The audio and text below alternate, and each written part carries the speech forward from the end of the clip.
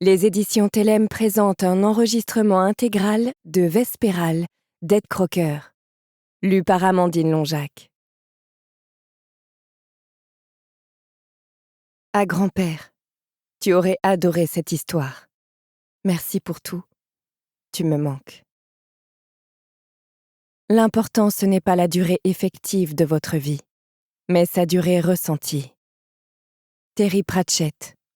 Le grand livre des gnomes, tome 1, Les camionneurs. Prologue. Les causes viendront plus tard. Neurocination. Imaginez d'abord un continent. Appelons-le les terres éternelles. Un continent peuplé d'immortels. Vampires, loups-garous, sorciers. Aucun être humain. Ces immortels vivent à jamais s'ils sont prudents, ou dans le cas des vampires, s'ils boivent le sang adéquat. Mais il est possible de les tuer. Ils sont immortels, pas invincibles, comme les guerres à venir et le sang versé le prouveront. Imaginez-les à présent sous forme de bêtes stupides, errantes. Se produit un jour ce que de nombreux savants des temps futurs nommeront avec emphase le souffle d'intelligence. Ces bêtes prennent conscience d'elles-mêmes, elles deviennent civilisées. Les premières tribus apparaissent, puis les villages, puis les villes. Quelques siècles plus tard, de grandes cités se dressent vers le ciel, celles des vampires, des loups-garous, des sorciers. La civilisation prospère. Elle connaît son apothéose avec Vespéral, la grande cité des terres centrales, la première où se mêlent les 3 familles d'immortels. Elle porte un nom vampire, mais il ne faut pas s'en étonner. Les vampires aiment gérer la nomenclature. La vie est belle pendant un certain temps, jusqu'à ce que la double guerre éclate. Le conflit existentiel que finit par subir toute civilisation. Par miracle, les immortels échouent à s'exterminer. Leur arsenal n'est pas assez perfectionné. La vie reprend ses droits, plus belle encore grâce aux leçons tirées des affres de la guerre. Un autre siècle s'écoule. C'est alors que surgissent les gris, un peu moins de 100 ans avant le commencement de notre récit. Nommés ainsi avec une originalité flagrante, d'après les manteaux gris qui dissimulent leurs traits, ils massacrent les immortels avec des armes d'une puissance effroyable. Les cités des terres centrales sont détruites, y compris la puissante Vespérale. Les immortels survivants se replient sur leurs territoires ancestraux, dans les recoins du continent, abandonnant les terres centrales au gris. Les sorciers s'enfoncent dans les déserts, les loups dans les forêts orientales, tandis que les vampires se réfugient au nord, dans la première et désormais seule cité vampire. Un siècle s'écoule encore. Notre histoire, ou plutôt mon histoire, comme vous le découvrirez bientôt, peut commencer. Je vous ai décrit les conséquences. Les causes demanderont plus de temps. Première partie. Les gris. Chapitre 1. Tu retourneras à la cendre. Perdre un proche dans des circonstances normales est déjà un événement tragique pour la famille d'un immortel défunt, au vu des siècles d'existence à venir ainsi gaspillés. C'est une très grande douleur pour les loups ou les sorciers. Mais les vampires endeuillés n'ont même pas de corps sur lequel se recueillir. C'est une preuve saisissante du caractère définitif de la mort. Un instant, vous êtes là, celui d'après. Autrement dit, vous pleurez sur un mort, puis soudain, vous pleurez sur des cendres. Cardinal Ciani. Réflexion sur l'éternité. Grand prince Adzuri. Mon fils se meurt, et ni moi ni personne n'y pouvons rien. 5 blessures par balle percent son corps élancé. Des balles qui se sont depuis longtemps dissoutes dans son sang, scellant son destin. Des veines d'un pourpre éclatant saillent sur son visage et sur ses bras. Sa peau luit doucement. Je pose une main sur son front brûlant. Bientôt le poison achèvera son œuvre, comme si mon fils s'était exposé au soleil. On l'a retrouvé non loin de la cité juste après la tombée de la nuit, lors des relèves de la garde. Une sentinelle l'a aperçu à la lueur des torches disposées à 100 mètres des murs, après quoi les éclaireurs sont sortis. Une entreprise dangereuse, mais ils espéraient découvrir le corps d'un gris, cette menace contre laquelle nous avons élevé ces maudits murs. Cela aurait été une grande première. Au lieu de quoi ils ont trouvé un Adzuri agonisant sous un arbre. À présent, je me tiens là, impuissant, à me demander ce que je vais dire à sa mère, à sa sœur, à son frère aîné, à me demander lesquels partageront ma tristesse. L'éclat de sa peau augmente soudain, accompagné d'une atroce pulsation. Puis il explose, sans bruit, ne laissant qu'un tas de cendres grises. Je reste un instant immobile avant de me tourner vers Varouge, mon bras droit. Je vais annoncer la nouvelle à ma famille, après quoi j'exige de savoir pourquoi mon fils est mort. « Oui, grand prince, » dit-il en évitant mon regard. Ne sonnez pas l'alarme tout de suite, pas sans preuve qu'il s'agit des prémices d'une attaque sur nos murs. Je me dirige vers la porte. Grand prince, je me retourne vers mon conseiller, mon ami. Oui, Varouge. Vous avez des... Sa voix se brise tandis qu'il désigne mon épaule. Je regarde. Un peu de mon fils s'est déposé sur moi. J'ôte les cendres du plat de la main et sors de la pièce. La nuit sera longue. Sam, je l'ai, enfin. Posté devant l'étagère de livres, j'inspecte la fiole de sang que je tiens entre le pouce et l'index. Le liquide est rouge, comme n'importe quel sang. Un peu plus sombre peut-être. Un picotement me chatouille les narines. J'ai les sens émoussés par toute une vie de sang de qualité inférieure. Mais celui-ci ne me semble toujours pas si différent, pas si éloigné du sang de vache sur lequel nous devons nous sustenter, les autres servantes et moi.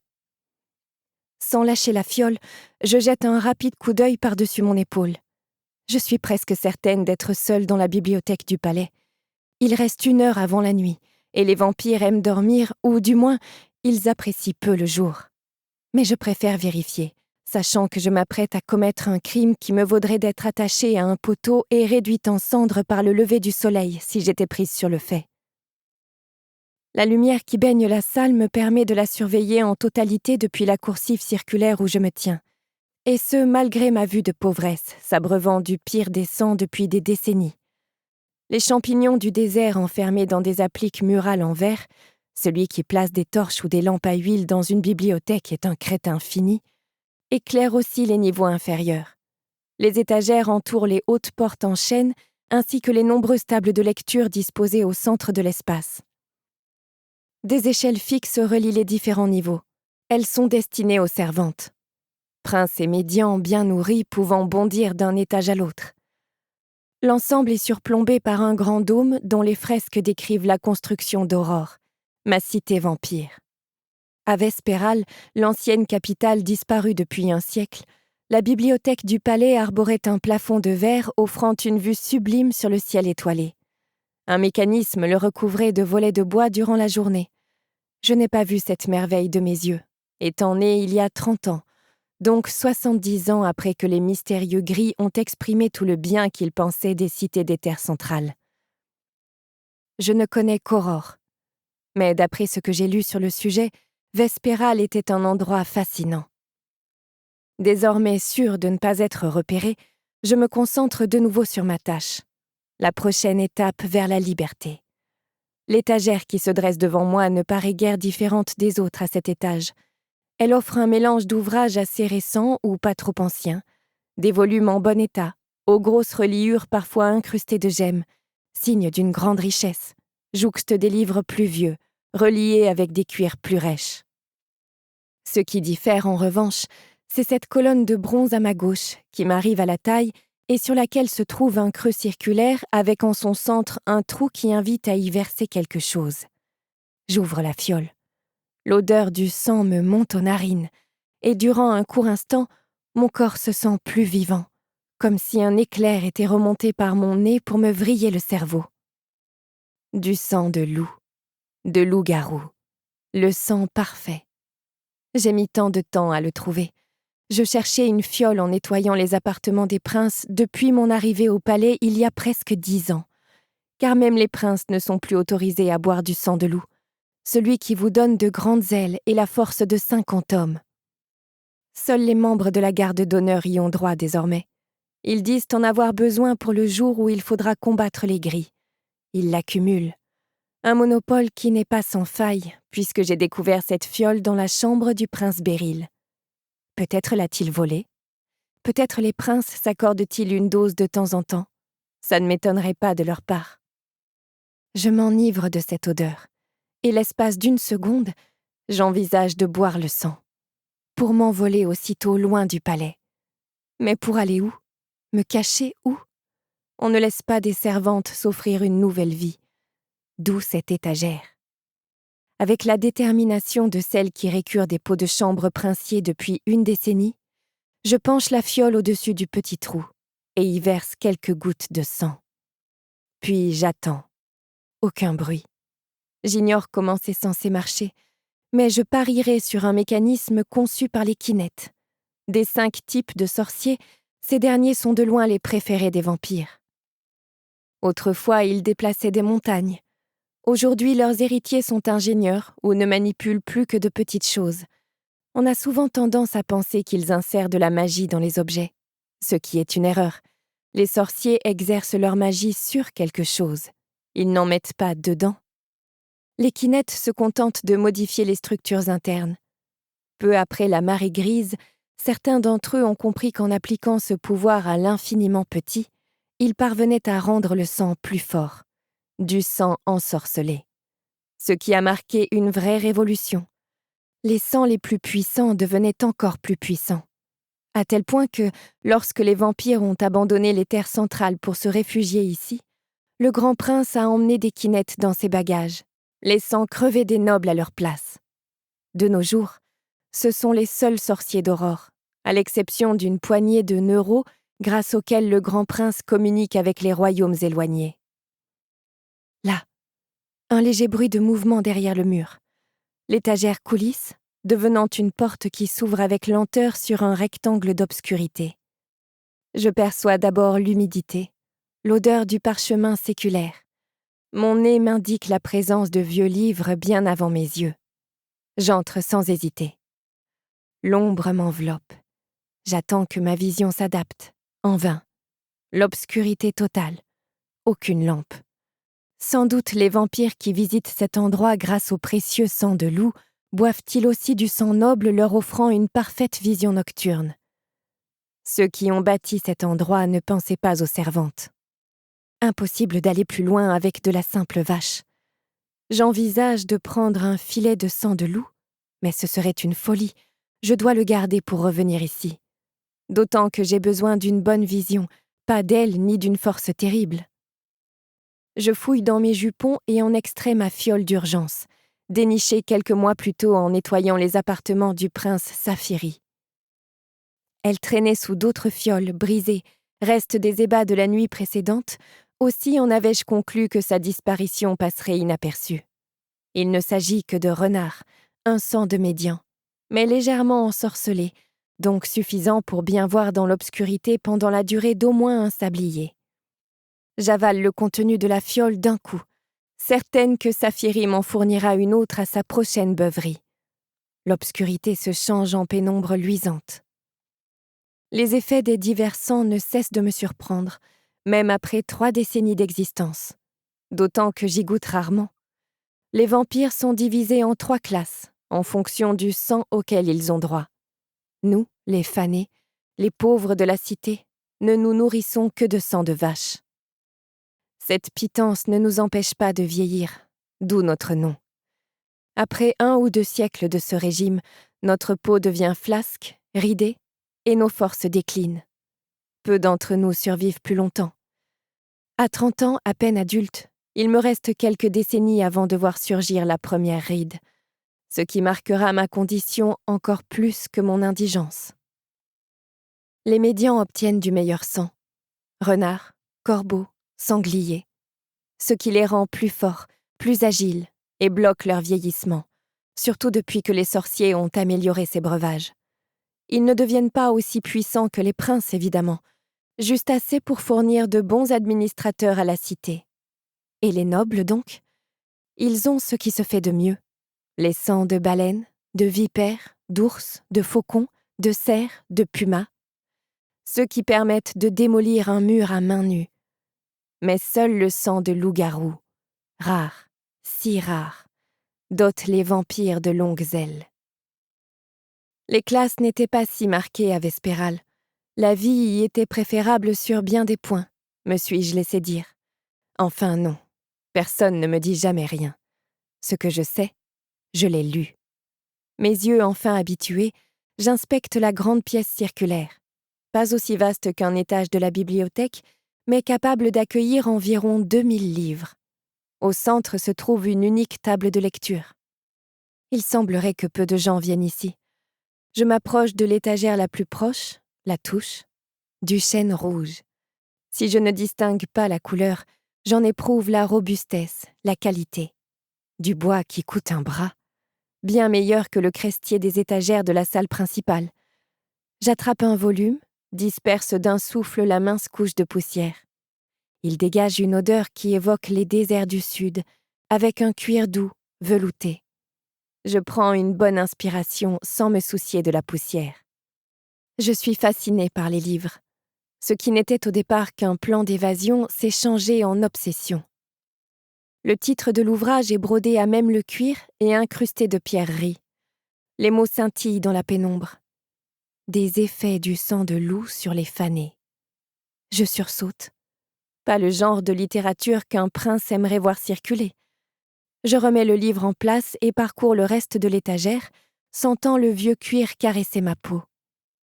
Je tombe sur un volume en parchemin, ses pages mal reliées par une sorte de roseau. La couverture ne comporte qu'un dessin délavé représentant une silhouette qui tend la main vers une montagne. Un kinect. Il n'en existe plus d'aussi puissant. Encore un livre dangereux. Le suivant est relié avec la peau écailleuse, vert sombre d'une vipère. Un choix osé. L'encre à demi effacée sur la tranche me donne son titre. Théorie du souffle d'intelligence. Un volume sur cette période dont personne ne parle, avant la civilisation, quand les premiers immortels n'étaient que des bêtes. Donc j'avais raison. Tous ces ouvrages contiennent des savoirs interdits ou des idées controversées. Des livres dans lesquels apprendre, par exemple, comment tromper le flair d'un loup lancé à mes trousses si je venais à m'évader. Des livres qui parlent des pouvoirs réels de tous les sangs ou de l'histoire cachée des plus vieilles familles princières. Il ferait de moi une médiane érudite payée en sang de qualité. Je n'étais pas faite pour être servante. Je ne compte pas le rester. Clic. Le son se répand dans l'espace. Le sang de renard l'amplifie au fond de mes oreilles. Puis m'arrive un bruit différent, le claquement de chaussures sur du marbre. La panique me saisit, mais je ne suis pas arrivée jusqu'ici en cédant à mes peurs. Donc je les secoue comme des feuilles mortes et sors à toutes jambes de la salle discrète, espérant que la porte se refermera automatiquement. Et j'avais raison. L'étagère se rabat dans mon sillage. Est-elle actionnée par un mécanisme sur lequel on marche en sortant? Non, Sam, c'est pas le moment. Mon soulagement est néanmoins de courte durée, car l'échelle menant à cet étage tremblote et j'entends des pas sur les barreaux. Donc ce n'est pas un prince, ni un garde. Parfait. Mais ça pourrait être un valet. Pas parfait du tout. Je m'immobilise. Inutile de courir. On me verrait et ça enverrait un mauvais message. Surtout que je n'ai aucune raison de me trouver dans la bibliothèque. Si quelqu'un vient m'y chercher, ça signifie que je suis déjà repérée. Je vais donc me battre. J'observe l'échelle, écoutant les pas qui se rapprochent. Le temps paraît ralentir. Peut-être à cause du sang de renard en moi, si puissant comparé à la vache, ou à cause de la colère qui ne me quitte jamais. Je pense à mon père, condamné à mourir face au soleil pour avoir protégé ma mère. Je pense à ma mère, désespérée, mettant fin à ses jours et laissant derrière elle 2 orphelines de même pas une décennie. Je pense aussi à ma sœur d'à peine 18 ans, avide de travailler au palais pour fuir la rue, à l'accident qui s'est produit lors de sa cérémonie d'admission, tuée par le soleil à son tour. Les princes m'ont choisi ensuite pour la remplacer. La solution de facilité. Servante au palais du grand prince. Un privilège, non? Qui voudrait renoncer à une telle place? Puisant de la force dans ces épreuves, je serre les poings et sors les canines. Je n'ai plus peur. C'est déjà ça. La colère prévaut. Allons-y. Bonsoir, Samy. Je pensais bien te trouver là. Mes poings se relâchent. Mes canines se rétractent. J'en reste bouche bée. Bess. Ce n'est que Bess, ma camarade de chambrée, ma seule amie. Tout sourire comme si elle me croisait à une fête. Elle renoue le cordon de sa chemise de jour, ajustant le tissu rêche.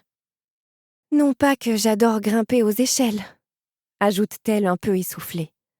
Je souris à mon tour, ma rage envolée réduite à une vague sensation dans mes veines. C'est plus facile quand on ne boit pas que de la vache. Je m'en doute, petite sournoise. Elle regarde soudain l'étagère derrière moi. Donc, t'as trouvé le sang de loup? T'es déjà entrée? Je suis à nouveau bouche bée. Comment tu... C'est pas de la magie, Samy. Je me suis réveillée et t'étais pas là. J'ai supposé que tu rôdais dans la bibliothèque comme d'habitude. Ce qui m'a rappelé ton excitation de la nuit dernière. T'as rien voulu me dire, mais je te connais. Pourquoi une telle agitation dans nos pauvres vies si t'avais pas enfin déniché ce que tu cherchais? De quoi accéder à toutes ces fables interdites? Ça me gêne pas que tu m'aies rien dit. Tu savais que je t'aurais dit d'arrêter tes bêtises. Bess n'a jamais lu un livre de sa vie, mais ça ne l'empêche pas d'être intelligente par les 2 enfers. Pourquoi t'es venue alors? Elle hausse les épaules, ce qui fait tressauter son chignon, lequel retient un flot de longs cheveux couleur d'or, tellement plus beaux que mes piètres bouclettes brunes. Elle ne les laisse libres que dans notre chambre ou en fin de semaine, le jour des prières. C'est triste, comme tant de choses ici. Parce qu'il reste moins d'un demi-sablier avant que les gens se lèvent, et je me doutais que t'allais perdre toute notion de l'heure. C'est vrai que j'aime profiter de la chambre seule, mais j'ai fini par t'apprécier depuis 10 ans qu'on vit ensemble, et je ne veux pas partager avec une nouvelle, d'autant que tu passes la moitié de ton temps libre à fouiner dans ce trou à rats. Dieu du sang, il est déjà si tard? Tout à fait. Tu sais, j'ai parfois l'impression que t'as envie qu'on t'envoie face au soleil. Elle hoche la tête vers l'étagère de livres. Ça en valait la peine au moins? Autre chose que de la poussière et des araignées? J'ai juste jeté un coup d'œil, mais il y a de vraies informations là-dedans. Je pense avoir assez de sang de loup pour une 20aine de séances. La prochaine fois, j'y passerai toute la journée. Ou tu seras prise et on t'attachera à un poteau face au soleil. Où ça? Dis-je en riant malgré moi. Le sourire de Bess disparaît tandis qu'elle me regarde d'un air suppliant. Avec ses joues aussi roses que possible chez un vampire, son nez retroussé et ses grandes lèvres, elle briserait des cœurs dans une autre vie. Ça vaut le coup de prendre un tel risque.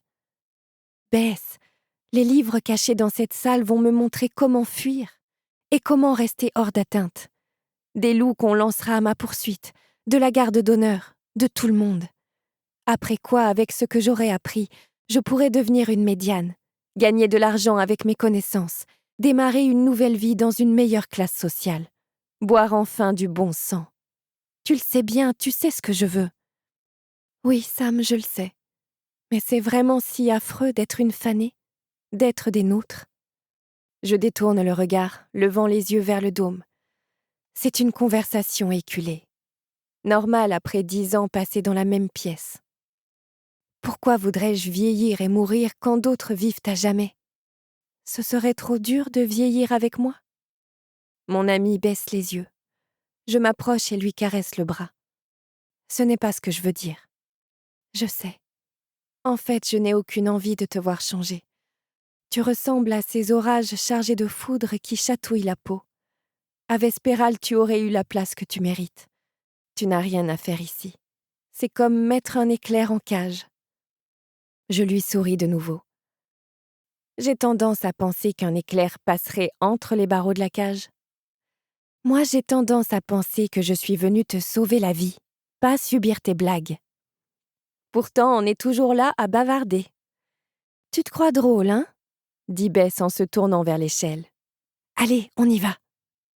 Nous sortons de la bibliothèque à toute allure, puis descendons les 4 étages jusqu'au quartier des servantes. Au sommet de chaque rampe d'escalier se dresse le buste d'un grand prince des 500 dernières années. Je me demande soudain s'il y a plus de grands princes que de rampes au palais. Et dans ce cas, comment on choisit ceux qui sont mis au rebut ? C'est le genre de pensée qui surgit quand vous courez pour sauver votre peau. À mi-chemin, je fais signe à Bess et nous nous glissons derrière un buffet rempli de carafes et de flûtes à sang. Quelques instants plus tard, les bruits de pas captés grâce au sang de renard deviennent assez forts pour que Bess les entende. Un garde en service de jour passe près de nous, et j'observe son tabac rouge et bleu mal coupé. Les sentinelles de jour n'ont pas droit aux meilleurs uniformes. Des conditions de merde pour un poste de merde. Il s'apprête visiblement à quitter son poste et à subir l'ignominie de dormir durant la nuit, au vu de sa tête qui dodeline sans regarder autour de lui. Bess et moi avions à peine besoin de nous cacher. Le garde disparu, nous descendons 4 à 4 les dernières volées de marche. La porte de nos quartiers apparaît devant nous lorsque nous entendons cette fois le pas lent d'un valet en approche. Nous voilà coincés. Je me fige et me tourne vers Bess, elle aussi pétrifiée de terreur. Le sang de renard ensorcelé me permet de sentir le parfum dont le valet s'est aspergé. Un valet de haut rang, donc. Je capte si bien sa respiration hachée que j'ai l'impression qu'il me souffle dans le cou. Puis, juste avant de franchir l'angle du couloir, il s'arrête et soupire. Nous l'écoutons revenir sur ses pas. Que les dieux bénissent ce qu'il a oublié. Notre chambre étant proche de l'entrée des quartiers des servantes, les derniers mètres sont vite avalés. Je m'autorise enfin à respirer normalement dans cette chambre où j'ai passé 10 ans, soit 1/3 de ma vie. Et sur ce tiers, une moitié réellement dans cette pièce. 2 lits, des matelas trop fins, de vieux sommiers en bois de Maulne. 2 commodes en gorme marron foncé, à peine plus neuves. 2 placards contenant notre maigre assortiment de robes. Une pour la journée, une pour le ménage, une jolie pour le jour des prières, le seul moment de la semaine où nous pouvons sortir dans le monde extérieur. Aucune fenêtre. On ne va quand même pas installer d'épais volets aux servantes, donc pas de ciel étoilé. Et d'ailleurs pas de lampe à huile ni de champignons lumineux. Nous n'avons droit qu'aux bougies. Ce qui ne pose guère problème à qui boit autre chose que du sang de vache. Mais nous sommes condamnés à une vie de pénombre. Nous ne pouvons même pas garder de livres ou d'écrits dans la chambre à cause des fouilles régulières du maître valet, qui nous croit toutes en cheville avec les fanés rebelles. Il en reste pourtant bien peu à la suite de la marée grise, puis d'un siècle de contrôle rigide entre les murs d'Aurore. Mais seuls de vilains fanés pourraient vouloir des livres apparemment. L'unique touche de couleur, donc de personnalisation, de nous, passe par les pendentifs accrochés aux poignets de nos commodes. Celui de Bess est un kaléidoscope de couleurs, des fils arc-en-ciel noués serrés avec une petite perle au bout, héritage de sa mère, son seul objet de valeur. Elle le garde dans ses jupons lorsqu'elle n'est pas dans la chambre. Le mien n'a pas besoin d'être caché. Il ne s'agit que de fils blancs auxquels pend un simple bout de bois vaguement gravé de la lettre S, qui aurait très mal vécu. Un cadeau de ma sœur. C'est tout ce qui me reste de ma famille. Je ne le porte pas. Pourquoi porter ma douleur au cou ? Ce n'est pas nécessaire. Elle ne me quitte jamais, aussi forte que mon ambition. Notre répit est de courte durée, car des pas lourds se font entendre dans le couloir. Aucun doute sur qui les produit. Bess et moi échangeons un regard, puis sautons dans nos lits. Mon espoir que les pas s'éloignent est lui aussi de courte durée. Il s'arrête devant la chambre et un poing s'abat sur la porte. Je ressors du lit en faisant assez de bruit pour bien indiquer que je m'y trouvais. J'ouvre la porte et tombe nez à nez avec Phyllis, la servante en chef, l'air si renfrogné que son visage est déformé. Phyllis est de loin la servante la plus âgée du palais, près de 15 décennies d'après les rumeurs. Elle servait déjà le grand prince à Vespéral.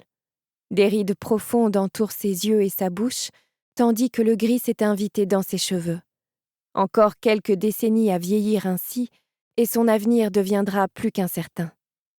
Les princes n'aiment pas qu'on leur rappelle dans leur propre demeure qu'ils n'échappent aux ravages du temps que par la grâce de meilleurs sangs. Pour ma part, j'estime que ces rides lui donnent un visage plus intéressant que ceux des autres servantes, souvent interchangeables. Mais si je le lui disais, elle le prendrait mal. Elle porte encore sa chemise de jour sous sa blouse bleu ciel, donc elle vient juste d'être réveillée elle aussi.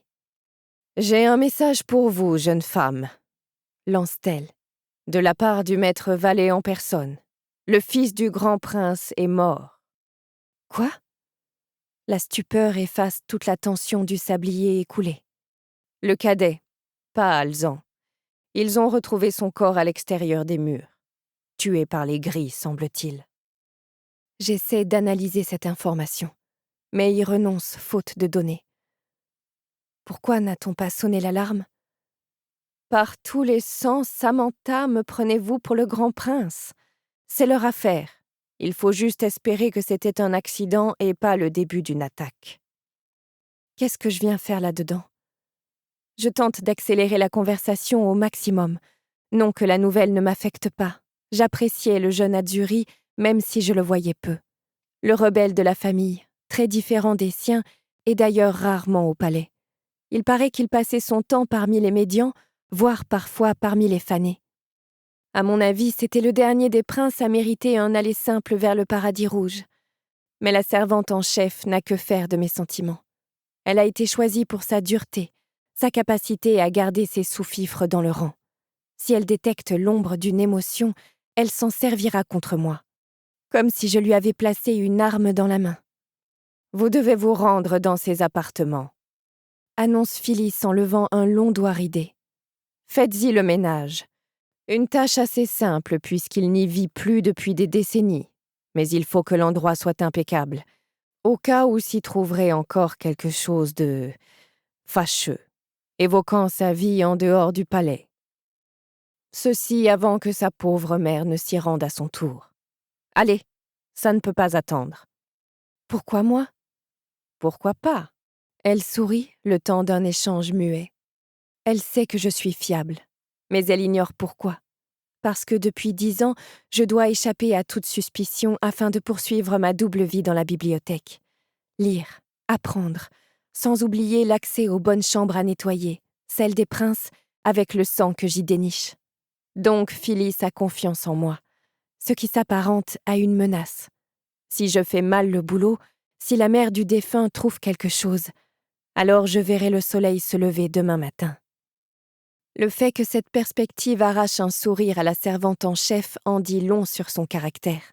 « Très bien, » dis-je en refermant lentement la porte. « Je vais me préparer. Je ne dois pas être en retard. » L'affreux sourire de Phyllis ne disparaît pas. Il ne vaudrait mieux pas, en effet. Chapitre 2. Chambre avec indice. Je t'envie d'être née après la marée grise, petite sœur. Tu n'as pas connu Vespéral. Mais moi, bon sang, les souvenirs me rongent. Ils hantent mes rêves le jour et mes pensées la nuit. Katrina MacLachlan, dans une lettre à sa sœur Mary. Grand prince Azzurri. Un sablier s'est écoulé depuis que mon fils est parti en cendres sous mes yeux. J'ai l'impression que cela a duré 1 année. Mon épouse a réagi par un long gémissement. Elle n'avait jamais perdu espoir de voir notre enfant rentrer dans le giron de la famille, et dans son cri, j'ai saisi où peut mener un tel désir. Elle est plus calme à présent, ou plutôt dénuée d'expression. Elle a absorbé une grande quantité de ce nouveau sang de baleine ensorcelé aux effets tranquillisants avant de se retirer dans ses appartements. Les sorciers semblent avoir bien fait leur travail. Alzan, lui, a réagi au décès de son frère de la manière attendue, avec une colère bruyante et avec la promesse de mettre la cité sans dessus-dessous en quête de la vérité. Avec le plan de lever une armée contre les grilles bien plus tôt que prévu. Il m'a fallu doucher ses ardeurs. Je sais d'où lui vient cette fureur spectaculaire. Pas du deuil de son frère, auquel il n'a cessé d'adresser des reproches pires que les miens. Plutôt d'une sale envie de profiter de cet incident pour semer la pagaille et s'en prendre aux fanés. Désormais assis à mon bureau dans une ambiance plus sereine, je jette un coup d'œil aux affaires de la cité. La mort de mon fils ne m'ôte pas mes devoirs. Ce bureau a connu 4 générations d'Azzurri. Du bois de coissier très sombre venu des forêts poussant sur les territoires des loups, avec un mécanisme sur le côté qui, une fois actionné, ouvre un petit tiroir contenant fioles et flûtes à sang. J'ai devant moi une pile de rapports remplis des gribouillis souvent illisibles des médians en charge des stocks de sang et de l'écriture tout aussi affreuse de mes officiers.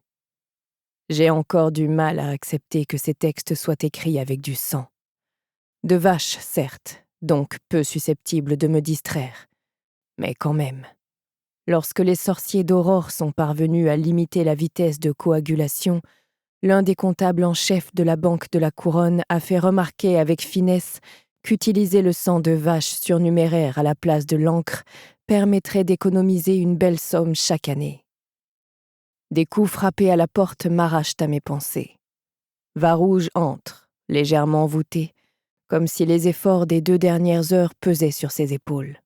« Grand prince, les Neuros ont envoyé un message à l'archimage et à Sandre Ansbach. Il m'a semblé, étant donné les circonstances, qu'il valait mieux prévenir les loups et les sorciers aussi vite que possible. J'espère ne pas m'être montré trop impulsif. » Aucunement.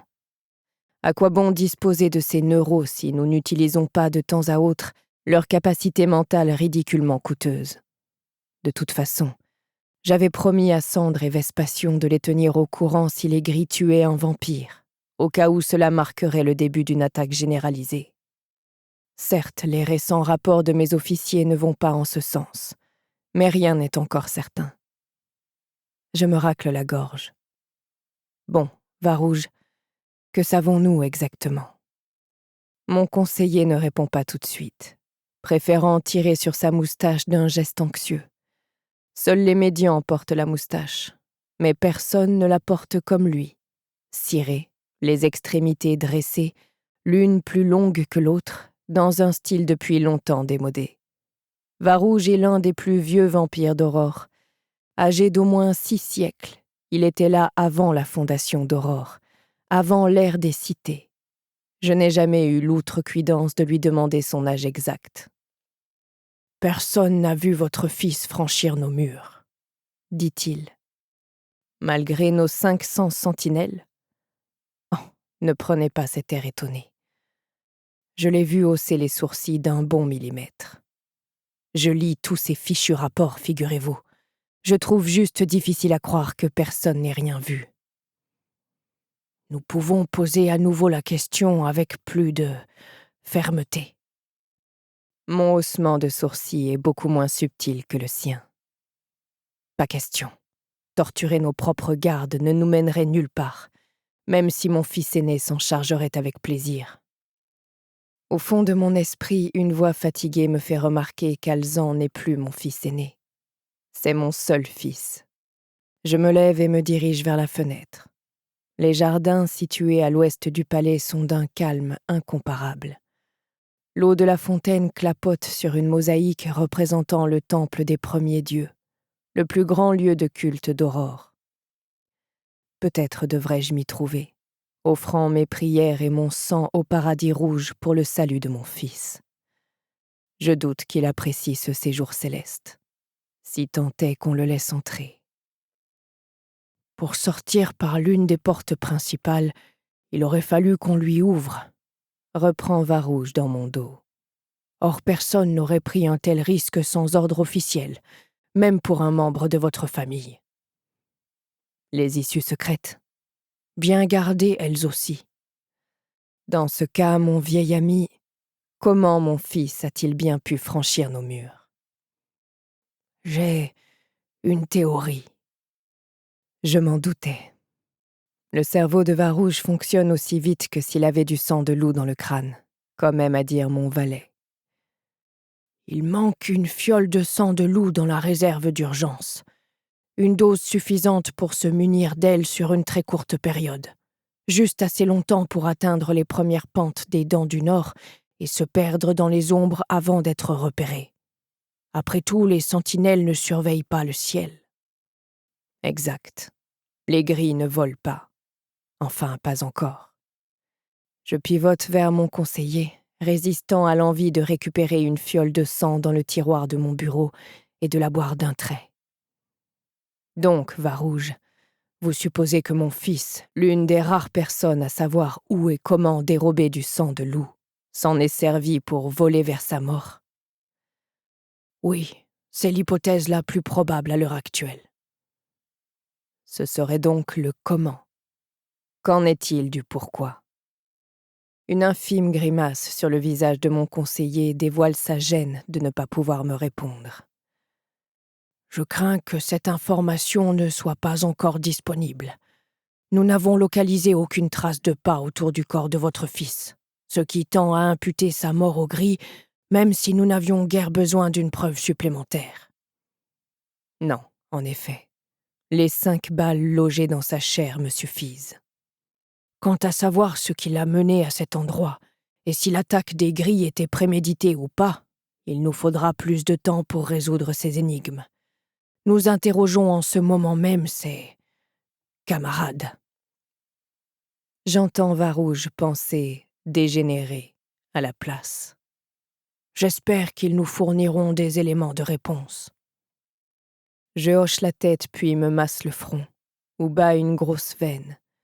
Je m'imprègne de sa pulsation, de son rythme.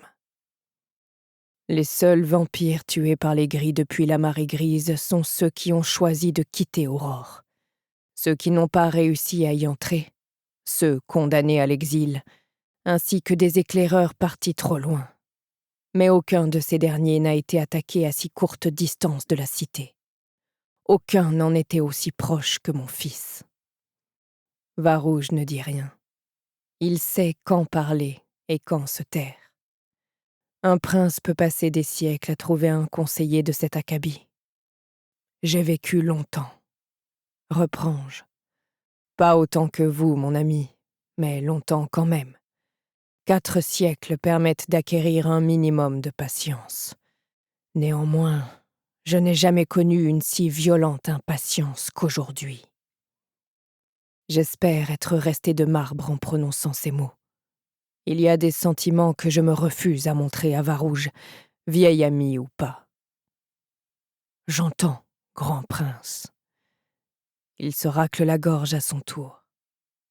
Il y a autre chose. Ah oui? Varouge paraît soudain inquiet. Une expression que peu remarqueraient, qui n'implique qu'un frémissement de moustache. Mais elle est bien là. Votre fils avait pour camarade un commis de la Banque du Sang. Je suppose que ce camarade ne sous-entend pas une amitié platonique. Pas vraiment, grand prince, ni d'innocentes conversations amicales. Non plus. En quoi cela concerne-t-il notre affaire? Lorsque je vous ai demandé de garder à l'œil les activités de mon fils, j'ai bien précisé que les détails ne m'intéressaient pas tant qu'ils ne mettaient en danger ni sa vie, ni la réputation de ma famille. C'est pourquoi je ne vous en ai pas parlé jusqu'à présent. Mais ça recoupe l'autre enquête que vous m'avez confiée. Expliquez-vous.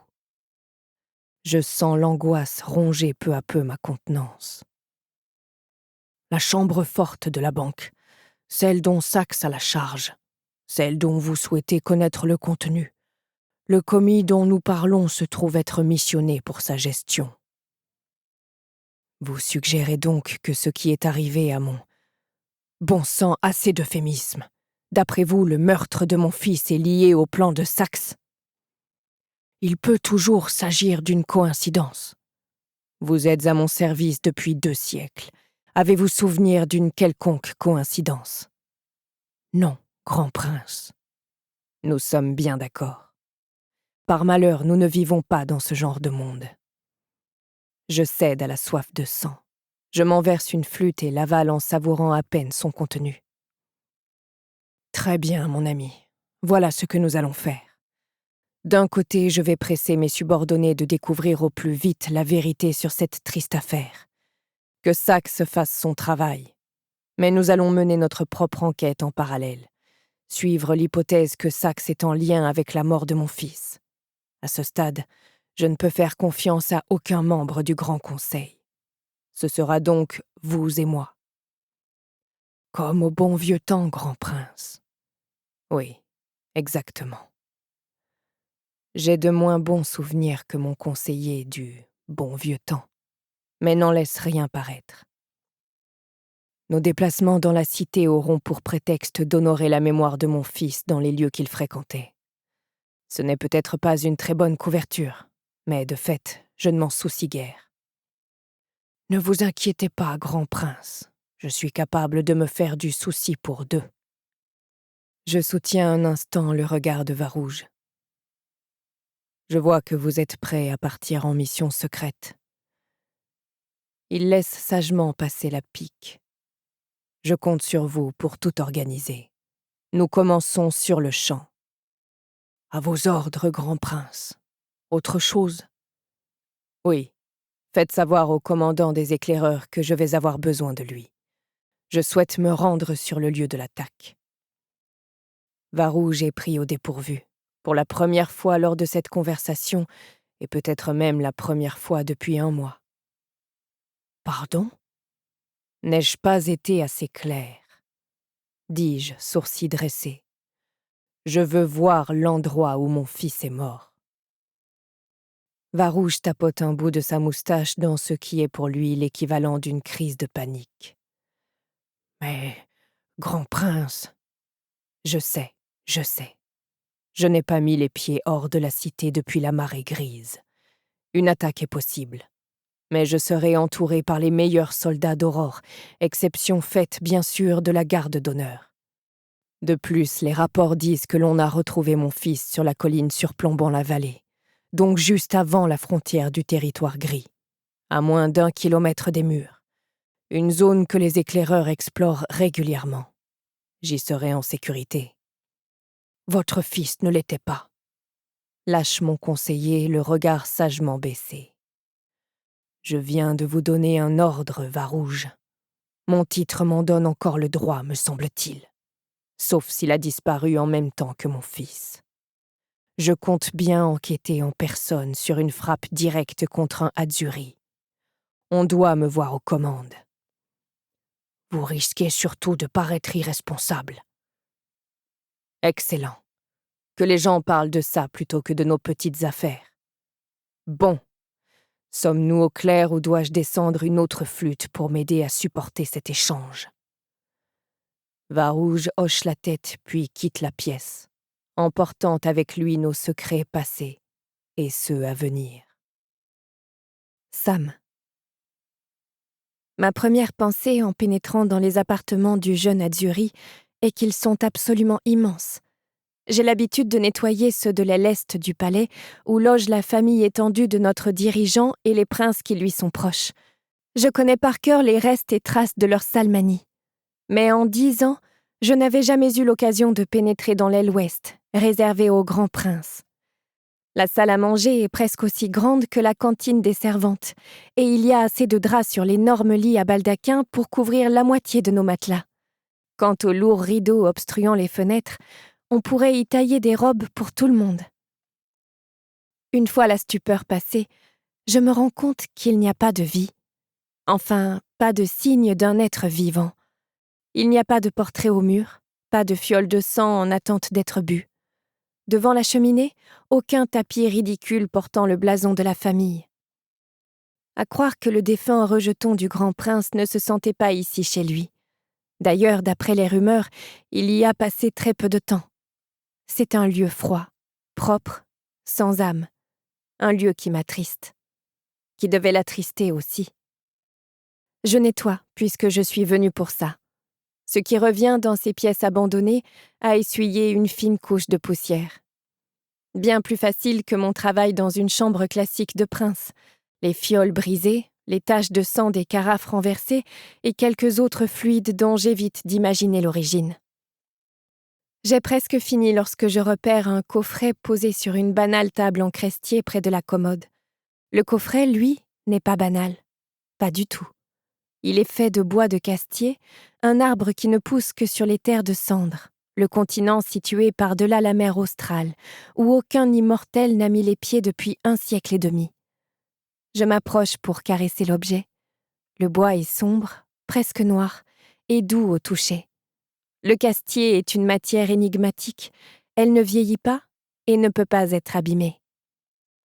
Un frisson me parcourt. J'ai passé de longues et joyeuses heures devant les livres parlant de la ville dont provient ce coffret, plus encore que pour Vespéral. Crépuscule, l'extraordinaire cité vampire sur la côte nord des terres de cendres, qui a résisté pendant des centaines d'années aux dangers de ce continent inexploré avant de tomber au siècle dernier. Tout ce qui en vient est étrange, d'une façon ou d'une autre, et dissimule souvent des secrets. J'ouvre le coffret. Vide. Mais ça ne m'arrête pas. Le contenu d'un livre à la couverture incrustée d'émeraude me revient en mémoire. La plupart des ouvrages sur la cité disparue se noient dans les rumeurs et les conjectures, les rares survivants arrivés à nos portes ne se pressant pas d'en dévoiler les mystères. Mais ces gens ont apporté chez nous quelques-unes de leurs possessions, dont ces coffrets. Je suis sûre d'en avoir vu un dessin, accompagné d'explications bienvenues sur ce vide qui n'en est pas vraiment un. Guidée par mes souvenirs de lecture, je tripote le fond du coffre sans vraiment savoir ce que je cherche. Un loquet? Un mécanisme caché? Des pas résonnent soudain dans le couloir. Le sang de renard ne fait déjà plus effet. Je ne peux donc pas détecter qui s'approche. Sans doute quelqu'un venu contrôler mon travail. Le temps presse. Mes doigts farfouillent au hasard et j'envisage un instant de jeter le coffret par terre dans l'espoir de déclencher le mécanisme. Mais être exécuté pour excès de curiosité serait une façon stupide de mourir, même à Aurore.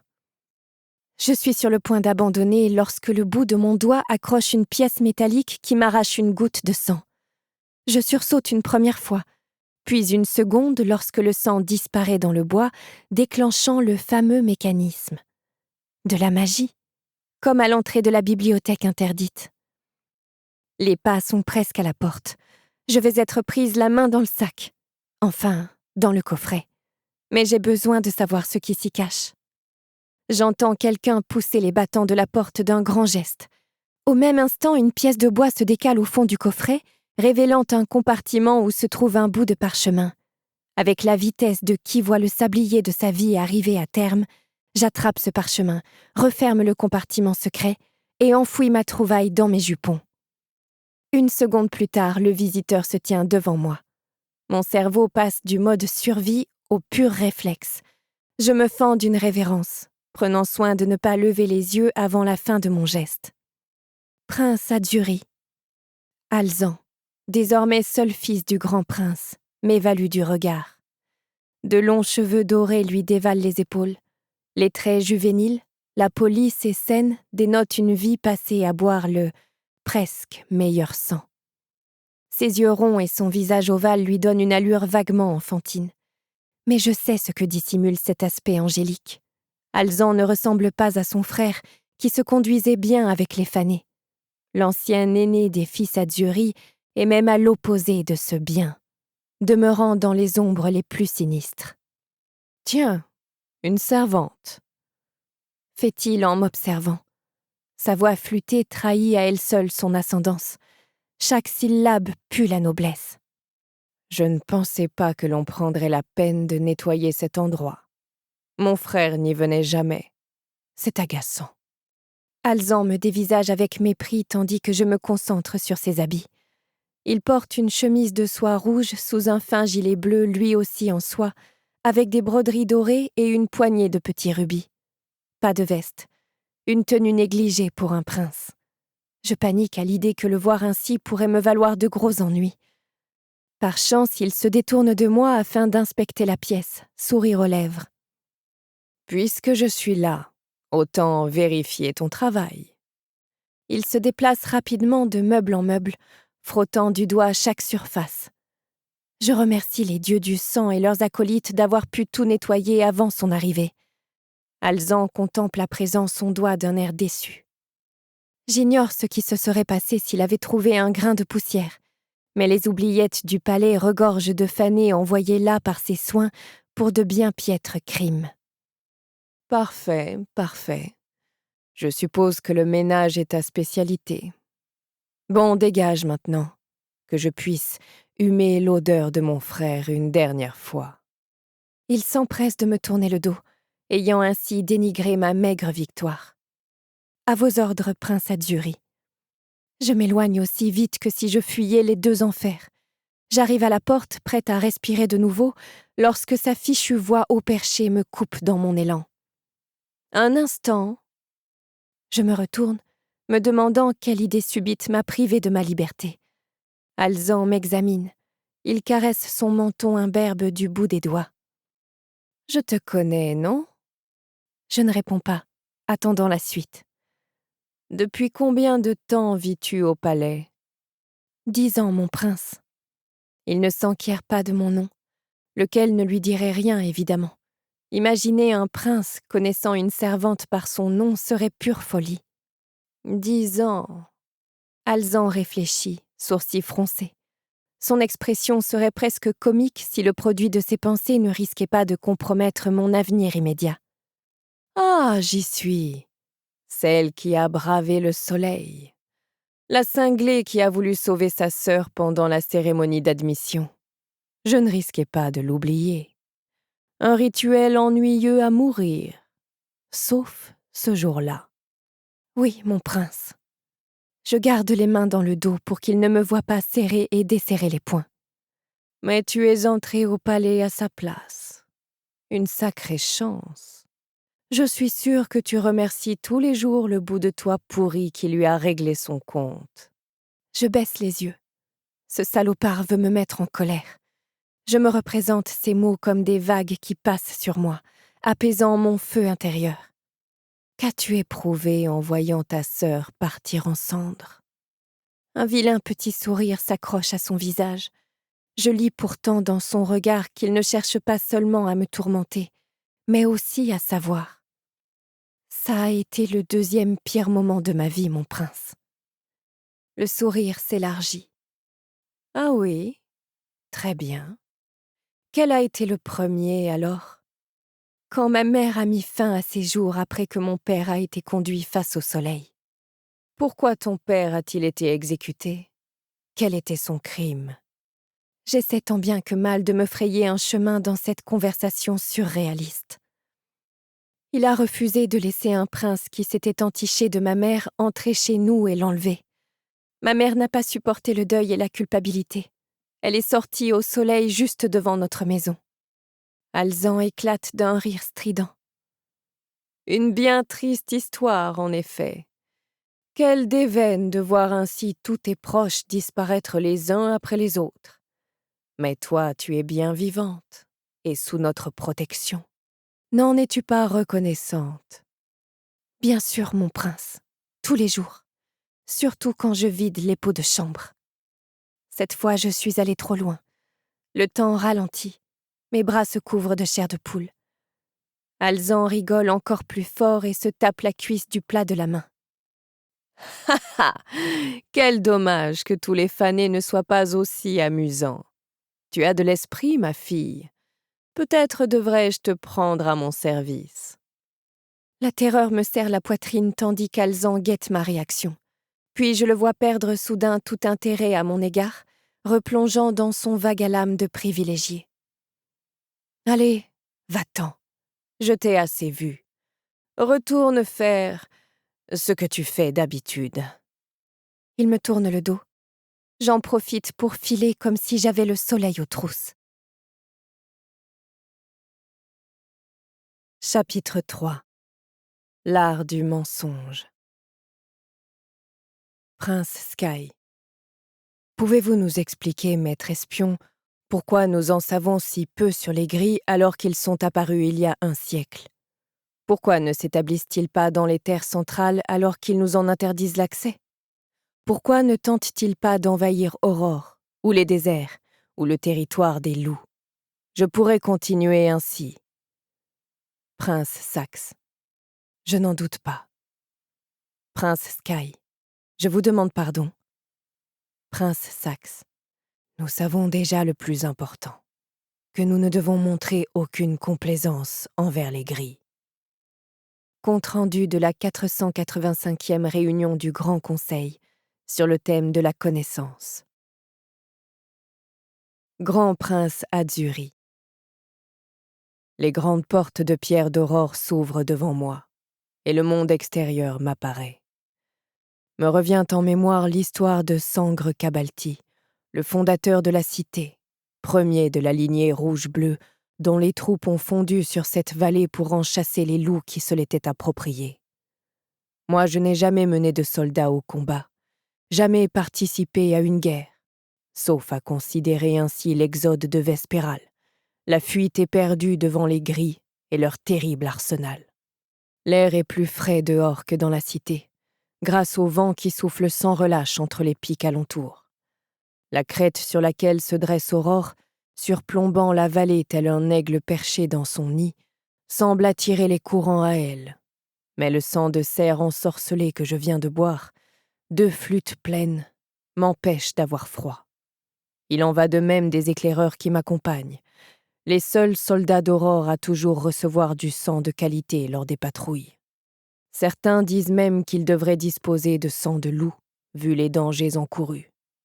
Cela ne me semble pas nécessaire, car les 2 vampires ailés qui planent loin au-dessus de nos têtes dans le ciel nocturne, puisant déjà lourdement dans nos réserves de loups, suffisent à nous avertir d'une éventuelle présence des gris.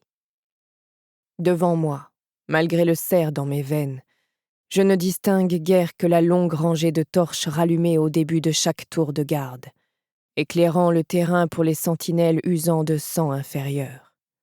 Grâce à un mélange de soufre, de chaux et de palissandre, les flammes parviennent à durer toute la nuit.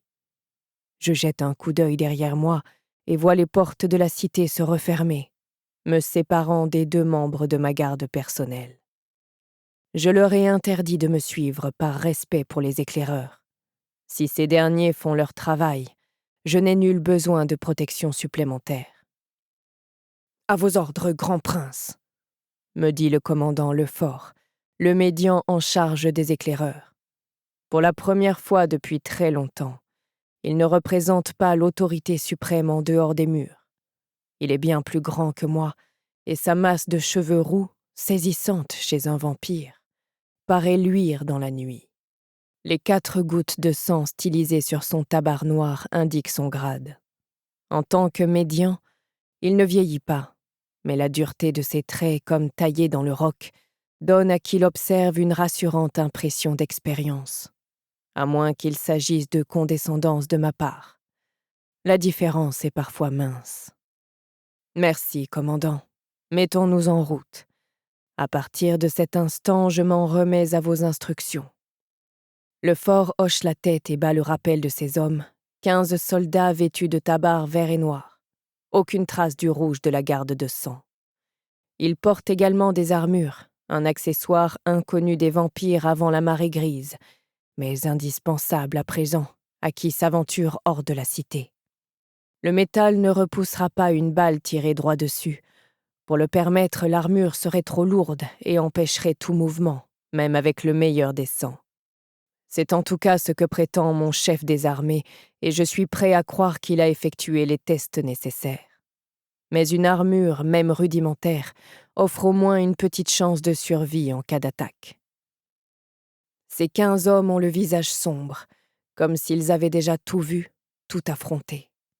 Il faut un étrange état d'esprit pour sortir sans cesse dans un monde qui n'est plus ce qu'il était et risque fort de rester ainsi encore longtemps. « En avant !» aboie Lefort. « En cercle, autour du grand prince, sans arrêt jusqu'au point 1. » Je me mets en marche au sein d'un cercle de vaillants éclaireurs réduits à l'état de banale garde du corps. Néanmoins, si j'en ressentais une quelconque culpabilité, Mes jours comme grand prince seraient comptés. La première moitié du parcours se déroule sans encombre. Grâce au sang de cerf, je vois notre destination approcher dans la nuit noire. Le flanc de colline arborée qui surplombe la vallée, l'endroit où mon fils a été abattu. Une zone où les grilles d'ordinaire ne s'aventurent pas. Plus loin, hors de vue pour l'instant, se trouve une grande étendue de bois, de prairies et de petites éminences. La vallée fait techniquement partie des terres centrales, donc du territoire gris, mais elle marque également le début de la chaîne des Dents du Nord. J'inspire à plein poumon. Dans quelques instants, je contemplerai cette vallée pour la première fois depuis un siècle. Un poids énorme disparaît peu à peu de mes épaules, remplacé par une étrange sensation de légèreté. Comme si le vaste monde pouvait de nouveau m'appartenir. J'ai soudain envie de courir, de crier « Halte !» Lance le fort. Un début de panique m'envahit aussitôt. Puis je comprends qu'il attend le feu vert des 2 soldats ailés. Ils volent si haut que je les distingue à peine, les nuages calés devant la lune n'aidant en rien. Mais les voilà qui redescendent pour signaler d'un battement d'ailes que tout va bien. Le contour des membranes de cuir noir se détache sur le ciel nocturne. Le groupe reprend sa progression. Nous arrivons en vue du bosquet d'arbres qui nous intéresse. Je me prépare à découvrir le lieu où mon fils a perdu la vie, en surplomb de la vallée. Clong. La balle frappe un éclaireur posté à ma gauche. Je sais que c'est une balle, car je la vois rebondir sur l'armure par une maigre faille au sein de ma phalange protectrice. Un instant plus tard, le même son métallique se répète sur ma droite. « Les grilles !» hurle un garde. « On se replie! Protégez le grand prince! Ne rompez pas la formation !» Les ordres de Lefort déchirent le silence de la nuit. S'il a peur, il ne le montre pas. Entouré de soldats, je ne vois pas grand-chose alentour. Les arbres droits devant, puis seulement la nuit. Aucune silhouette dessinée dans l'obscurité. Je tends l'oreille, mon ouïe décuplée par la dose de cerf ensorcelée. Les balles sifflent. « Attention !» crie un garde devant moi. Une volée de balles nous atteint. Les grilles doivent être encore loin car aucune ne perce les armures. Par miracle, aucune ne touche jambes ou bras non protégés. Les éclaireurs battent en retraite vers la cité à marche rapide. Je les accompagne au même rythme forcé. Un goût amer me monte à la bouche, mais nous ne sommes pas venus nous battre. « Gris !» bugle un soldat sur ma gauche en tendant le bras. La phalange se resserre autour de moi. Il n'y a plus aucun espace, je ne peux plus rien voir. La balle suivante frappe tout près. Je discerne le bruit mou de l'impact sur la chair. Un autre garde, sur ma droite cette fois, s'effondre en hurlant de douleur. « Resserrez la phalange !» ordonne Lefort. Le temps que la manœuvre s'exécute, j'aperçois le garde touché, la balle logée dans l'avant-bras. Les veines se teintent déjà de pourpre autour de la blessure fatale. Sa bouche déformée par une atroce souffrance s'ouvre sur un cri silencieux. Puis la brèche se referme et je le perds de vue. Il ne reste même plus 500 mètres jusqu'au mur de la cité. Plisser les yeux me permet de distinguer les archers prêts à tirer sur tout gris qui s'approcherait. Je me demande où sont les gardes ailés, et l'instant d'après je les vois piquer à toute allure vers une zone située à une quinzaine de mètres de mon bouclier de chair et de métal. Je les entends atterrir avec la puissance de vampires gavés de sang de loup. Ils devraient vite redécoller après avoir réglé leur compte à un gris ou deux. Un espoir ruiné par une nouvelle volée de balles et un cri de surprise brutalement interrompu. Autant pour les ailes. « Plus vite !» aboie Lefort. Notre course s'accélère. La masse de soldats demeure compacte autour de moi tandis que la mort nous pourchasse. De nouveau, le bruit affreux d'une balle perçant la chair. Un homme tombe à ma droite. La balle lui a éclaté l'œil. Dans la brève seconde avant que la troupe l'abandonne à son sort cruel, je vois l'orbite fumer alors que l'œil liquéfié s'en déverse. Puis un garde sur ma gauche s'écroule à son tour, fauché aux jambes par 2 balles, une dans chaque mollet. Il disparaît presque aussitôt de ma vue, Mais j'ai le temps d'apercevoir les veines pourpres grimper le long de ses cuisses comme des serpents mortels. De nouvelles balles percutent les armures, d'autres percent des membres. La phalange se réduit, créant des vides dans mon cercle protecteur. Je ressens une étrange indignation. Comment les grilles osent-ils attaquer si près d'Aurore? Comment osent-ils m'obliger à courir?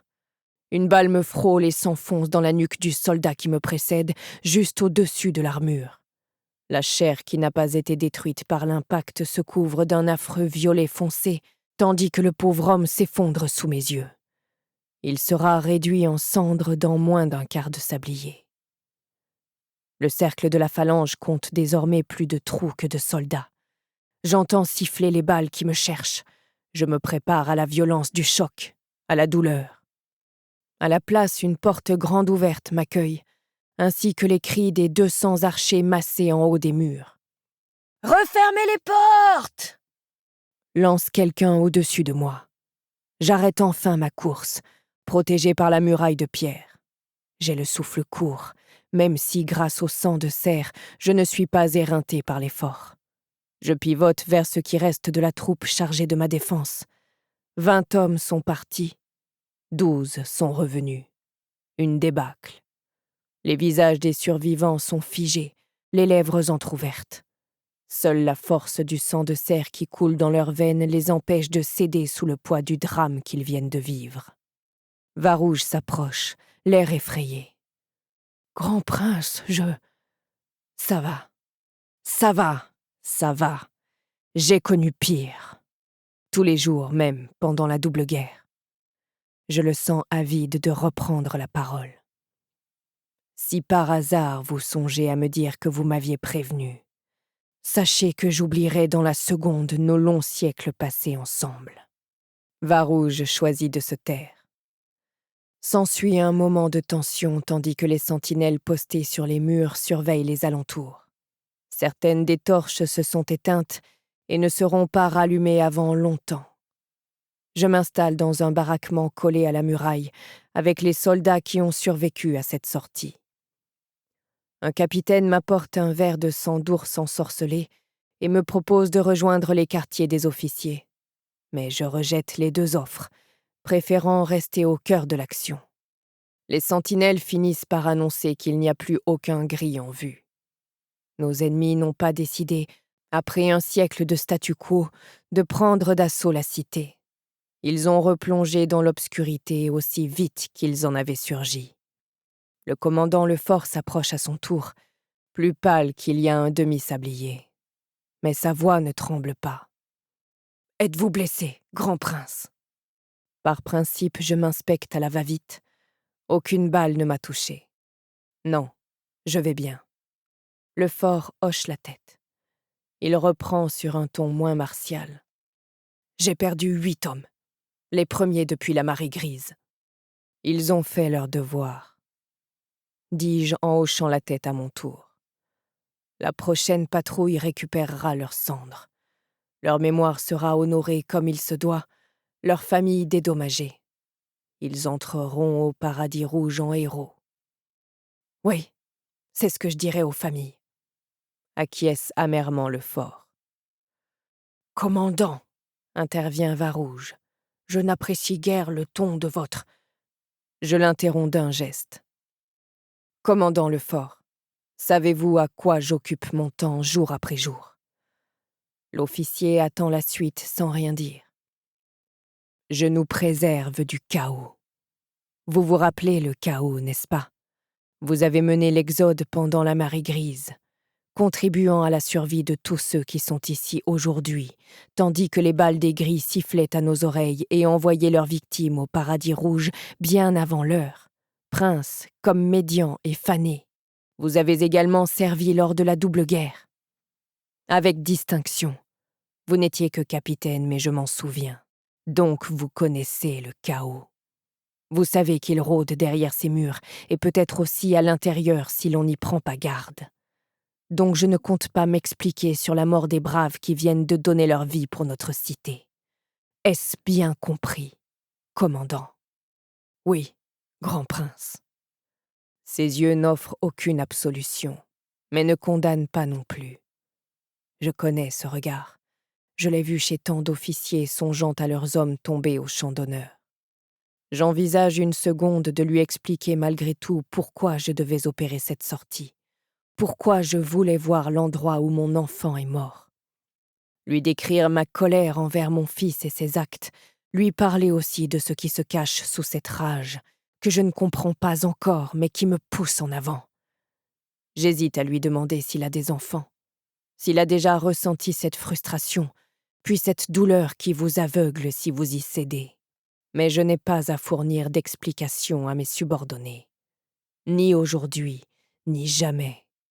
Les mensonges font partie de mon devoir. J'en débite à longueur de temps. Sam. J'ai un peu de répit entre ma dose de sang de minuit et les prochains appartements à nettoyer. J'en profite pour filer dans ma chambre avec l'impression que le bout de parchemin récupéré dans le coffret du défunt Adzuri me brûle les jupons. Bess est là, changeant d'habit à la suite d'une séance de ménage pénible à en croire les taches de sang. « Samy !» s'écrie-t-elle. « Tu connais la nouvelle ?» Ses yeux sont encore plus écarquillés qu'à l'ordinaire. Je secoue la tête, soudain persuadée qu'elle est déjà au courant de ma trouvaille. « Les grilles ont attaqué, » reprend-elle.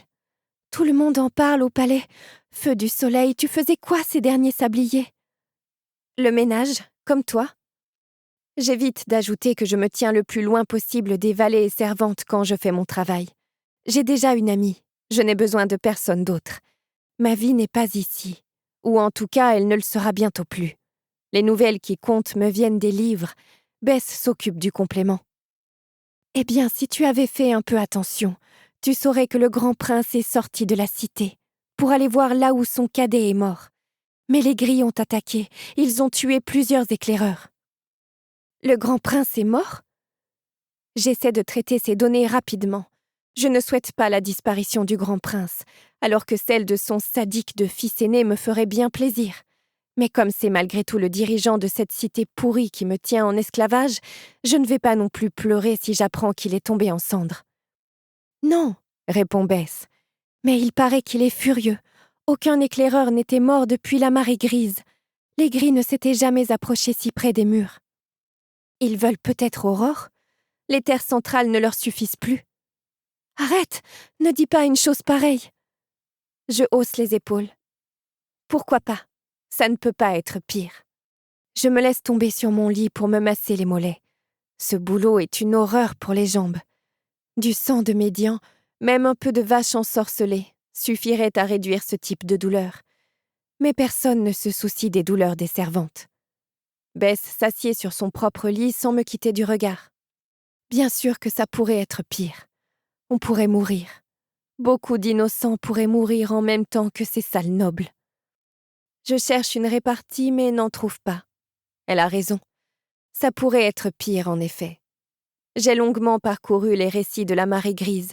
L'historien sorcier Atmo Regardis a écrit plusieurs volumes sur le sujet. Quand les grilles ont lancé leur assaut sur toutes les cités des terres centrales, avec leurs terribles balles tuant loups, vampires et sorciers, des milliers de familles ont péri en l'espace d'une journée. Massacre n'est qu'un doux euphémisme pour décrire l'événement. T'as raison, excuse-moi. Tu sais que j'ai des tendances macabres. D'ailleurs, j'ai croisé Alzan tout à l'heure, en tête à tête. Ça ne m'a pas remonté le moral. Hein ? Ce salopard ? Tu vas bien, Sam ? Oui, pas de panique. Il est entré dans les appartements de son frère pendant que je les nettoyais. Il a dit qu'il se souvenait de moi, des circonstances de mon entrée au palais, avec ma sœur. Ça l'a amusé de m'en parler. Bess se penche pour me prendre par la main. Quoi qu'il t'ait dit, rappelle-toi que tu vaux mieux que lui. Un frisson la secoue. Par tous les sangs, c'est vraiment un taré. Ce n'est pas tout. Je sors le bout de papier de mes jupons et explique à mon ami sidéré d'où il provient. Vas-y, lui dis-je à la fin. Lis-moi ce qui est écrit. Tu n'as même pas regardé ? Non, à la place, j'ai nettoyé des chambres. Ma rencontre avec Alzan m'a un peu stressée, figure-toi. Elle déplie le parchemin et l'étudie, de plus en plus confuse. D'accord, eh bien, c'est Une liste de noms, on dirait. Je lui arrache le papier. Bess n'a pas été longtemps à l'école et ne lit pas très bien. Or, ma patience est à bout. 2 noms. Sur la première ligne, commandant Lefort. Sur la seconde, commis de banque Lamal. On connaît ce commandant. Lâche Bess, les yeux écarquillés. Tout le monde le connaît.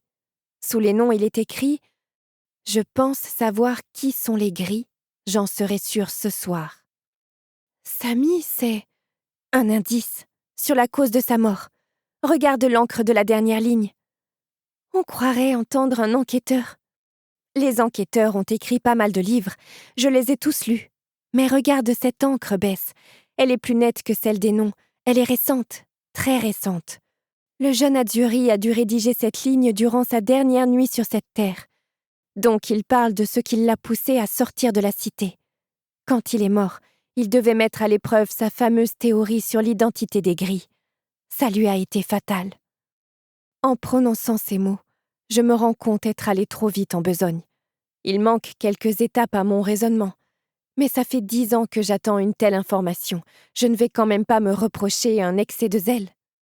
Sam, si quelqu'un apprend que tu as volé ce papier, tu seras arrêté, attaché à un poteau en attendant le soleil du matin avant d'avoir eu le temps de dire ouf. Et moi aussi, juste pour l'avoir lu. Aucune raison que quelqu'un l'apprenne, pas vrai? Samy, je vais suivre la piste, dis-je en serrant les mains de mon ami. J'ai ce papier. J'ai aussi la bibliothèque interdite. Personne ne m'arrêtera. Au contraire, je vais me tirer d'ici, et ce que j'aurai découvert me permettra de démarrer une nouvelle vie, par le chantage s'il le faut. Je lève une main pour empêcher Bess de parler. C'est bon, rassure-toi. Je ne compte pas te laisser ici. Tu viendras avec moi. On partira sans un regard en arrière. Tu délires, Sam. Ils te tueront. Je crois ne l'avoir jamais vue si sérieuse. Alors je mourrai? Voilà. Après quoi j'irai boire un coup au Paradis Rouge. À moins qu'on me demande de servir les boissons, ça ne m'étonnerait pas. Bess détourne le regard. C'est trop pour elle. Mais je ne peux pas m'arrêter. C'est mon gros problème, même s'il y a pire défaut. Tu n'es pas fatiguée, Bess. Fatiguée de cette vie. Fatiguée d'être tout le temps effrayée, traitée comme une moins que rien. On vaut mieux que les gens qu'on sert. Ça me ronge et je sais que ça te ronge aussi. Elle ne répond pas. Ai-je été trop loin? Ça doit être dur de vivre avec quelqu'un dans mon genre, qui en veut toujours plus. Peut-être l'énergie nécessaire pour me supporter vient-elle de s'épuiser, comme une torche qui n'a plus rien à brûler. Tu te souviens de notre rencontre? Me demande-t-elle d'une voix douce. Évidemment, je me souviens aussi d'en avoir souvent parlé avec elle. En 10 ans, les mêmes conversations ont le temps de revenir en boucle. Je me demande comment font les vampires qui vivent plusieurs siècles. Bien sûr, comme si c'était hier. Tu te rappelles ce que tu m'as dit? Et ce que j'ai répondu? Le souvenir m'arrache un sourire involontaire. Je t'ai dit que je n'avais plus envie de vivre après la mort de ma sœur, que je ne voulais pas rester seule au monde, que la vie m'avait quittée. Alors tu m'as attrapée par les épaules et tu m'as dit que, même si on venait de se rencontrer, tu sentais encore beaucoup de vie en moi, et qu'elle ne me quitterait jamais. C'est ça. Sans doute la phrase la plus poétique que j'ai jamais sortie. Un petit rire s'échappe de ses lèvres. Puis elle se tourne à nouveau vers moi. Elle a peut-être versé quelques larmes, mais ses yeux sont secs à présent. Elle a toujours été plus forte que ce que je voulais bien croire. Je ne peux pas t'arrêter, Samy. Je ne dois pas t'arrêter. Mais je ne peux pas t'aider non plus. Les sangsues, elles, sauront quoi faire. Quoi? Tu m'as très bien entendu. C'est ce qu'elles font, non? Chercher des informations. C'est juste une rumeur, pour nous donner de l'espoir, comme les rebelles. Cette fois, Bess éclate de rire. La fille que je connais est de retour. La torche ne s'était pas éteinte. Tu lis beaucoup, mais tu ignores tout de la rue, pas vrai? C'est pourquoi tu as besoin de cette bonne vieille Bess. Je ne suis pas sûre d'avoir besoin de quelqu'un qui parle d'elle-même à la 3e personne. Bess laisse passer la pique. Il y a quelque temps, un prince dont j'ai oublié le nom battait ses servantes s'il restait la moindre tache de sang sur ses affaires, alors qu'il en répandait partout pendant ses fêtes. L'une d'elles était amie avec Misabelle, qui bosse aux écuries, et c'est elle qui a prévenu les sangsues en leur disant que ce prince rendait visite à un autre tard dans la nuit pour faire des choses que leurs femmes peineraient à croire, sans parler de les accepter. En tout cas, les sangsues se sont occupées de son cas, et soudainement il a laissé ses servantes en paix. Comment tu sais ça? Toi, tu lis, moi, j'écoute, répond-elle en souriant. J'écoute ce que les autres servantes racontent. Elles connaissent toutes quelqu'un que les sangsues ont aidé, mais personne ne sait qui dirige l'organisation. La reine des sangsues reste bien cachée. D'accord, mais je ne sais pas comment les contacter. Autant aller dans le sens de Bess pour le moment. Elle a un avantage sur moi. Les ragots, tout ce qui concerne ces dernières années. Des informations qui ne sont pas dans les livres. Je dois ravaler ma fierté et accepter qu'elle en sache plus que moi sur ce coup. J'en conçois une certaine amertume. Demande autour de toi, Samy. L'une des servantes du palais saura bien les contacter. Je te parie qu'il y a une sangsue dans nos murs. Bess arbore un sourire triomphal. Elle pense m'avoir impressionnée. Elle a raison. Soudain, la prochaine nuit de ménage m'apparaît plus attrayante que prévu. C'est réglé alors. Je pars à la chasse aux sangsues. Chapitre 4. Une certaine forme de magie. Réunissez des représentants des 4 types actifs de magie, donnez-leur à boire et regardez-les se disputer la supériorité. Le Kinect vante ses prouesses, et en effet, qui peut rester indifférent à un gros objet lui arrivant droit dans la figure? Le Neuro rétorque que celui qui lit dans les pensées ne craint aucune attaque physique. Le Mira, lui, prétend qu'une bonne illusion permet de se tirer de n'importe quelle mésaventure. L'Atmo ne dit rien, faisant juste tomber un éclair sur la table, ce qui est un argument recevable. Mais tous les 4 s'entendent au moins sur un point. Ils louent la lumière de ne pas être des quantas. Mira Kilfastion, les 5 types de magie. Sage Bailey. Je contemple mon aspirant assassin, ainsi que le baril de poudre qui plane à son côté. Il s'agit d'un baril assez commun, fait en chêne blanc du sud renforcé par de gros cercles de métal, peint en rouge pâle en référence, peu subtile ma foi, à son contenu hautement explosif. 50 kilos de poudre, m'enquiers-je en frottant mes yeux encore lourds de sommeil. Plus ou moins. D'accord. De fait, je suppose qu'à cette distance, l'explosion me serait fatale. Sans être assez puissante, néanmoins, pour détruire le temple, même s'il me manque certains paramètres nécessaires à un calcul plus précis. L'assassin hausse les épaules et essuie d'un geste nonchalant un peu de sable sur sa tunique rouge sombre. Ornée de bandes orange clair sur le devant et sur les manches, c'est la tenue typique des Kinect. Ceux qui m'envoient se moquent du temple. C'est ta peau qu'ils veulent.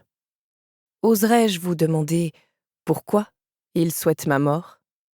T'es le chef du culte d'Humanis. Ils veulent se débarrasser de ce culte. Sans toi, c'est fini. L'assassin se fend d'un sourire. À part ça, vos défenses sont vraiment minables. J'ai rarement eu un boulot si facile. Le temple a pourtant des gardes. Une poignée. Je les ai balancés contre un mur avant qu'ils réagissent. De toute façon, je ne vois pas ce que des sorciers sans magie auraient pu faire. Nous avons nos méthodes, dis-je dans un soupir. Vous en avez tué certains? On ne tue pas un sorcier en le jetant contre un mur. Ça dépend de l'angle. Vous ne semblez pas très bien connaître vos pouvoirs. Je suis un assassin. D'accord, vous ne cessez de le répéter. Mais il se trouve que je suis toujours vivant et vous vous contentez de discuter. Le sourire de mon interlocuteur s'élargit. Cette ombreuse de route a été longue. Vous vivez si près de la frontière nord qu'on pourrait aussi bien être dans les terres centrales. Alors ça me va de causer un peu pour me détendre. Je soupire de nouveau et lève les yeux vers les murs de grès de 30 mètres de haut, soutenus par d'épaisses colonnes d'historiques et surmontés de bas-reliefs élaborés. Des fissures, vestiges d'anciennes batailles, me permettent d'admirer les étoiles. Je connais vos commanditaires, je connais leurs intentions, et je peux vous désarmer avec un seul mot. Mon assassin rit si fort qu'il lui faut du temps avant de rétorquer. Me désarmer avec un seul mot, j'en doute. C'est quoi le credo de ton culte déjà? Une histoire de rêve, non? Vous n'êtes pas vraiment connu pour vos qualités de combattant. Il y a des mondes au-delà du mien, des merveilles que je n'approche qu'en rêve. Tiens-je à préciser. Mais je vous crois bien incapable de saisir de quoi il s'agit. Sinon, je maintiens mon affirmation. Je recule d'un pas et l'assassin s'avance d'autant. Très bien, pauvre petit Quanta. J'attends de voir. Je ne m'offusque pas de l'usage insultant de mon type de sorcellerie. Je ne connais que trop bien ce genre de personnage, les brutes gavées de magie jusqu'à la gorge qui pensent qu'un sorcier sans pouvoir est forcément impuissant. Il va apprendre la leçon à la dure. Commençons par vos commanditaires. Je crains que vous ne soyez pas un assassin de haut niveau. Je ne serais pas en train de vous parler si tel était le cas. Avec un euro, un Mira ou un Atmo en face de moi, je suppose que je serais déjà mort. Les Kinettes ont tendance à manquer de finesse. Je songe à mettre fin à cette conversation avec un bon coup de baril, sale merde de Quanta. Non, vous n'y songez pas. La curiosité vous mène par le bout du nez. C'est écrit sur votre visage. Donc, pour reprendre, le fait que vous ne soyez pas un maître assassin me porte à croire que vous avez été engagé par une secte mineure. La question est alors de savoir qui nous trouve assez gênants pour nous envoyer un assassin de seconde zone. Une injure de plus et je vais. Continuez à m'écouter? Aucun doute là-dessus. J'apprécierais cependant de ne plus être interrompu. En tout cas, il doit s'agir d'une secte de Kinettes, car les structures... Nous espérons que vous avez apprécié cet aperçu. Pour continuer à écouter ce livre audio sur Google Play Livres, utilisez le lien dans la description de la vidéo.